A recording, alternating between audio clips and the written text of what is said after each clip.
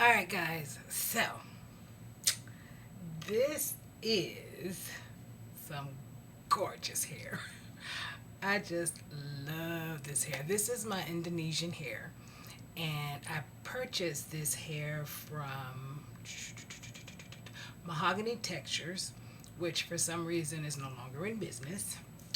But yeah,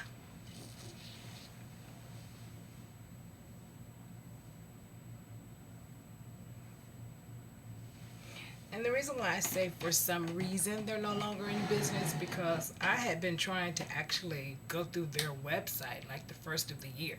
So that was way before the pandemic. So that's why I say that. But yeah.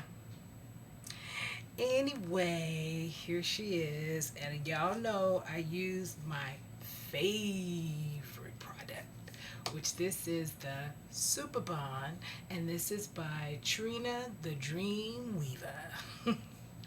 I love this stuff. I do have the Erica J Hold Me Down, and I'm just going to use this in wintertime, colder months because it does not last for me when I sweat. It releases. So, yeah, I'll hold that one for then. But for now, I'm going to be using my girl stuff. This is gold. So, yeah. Bye, y'all.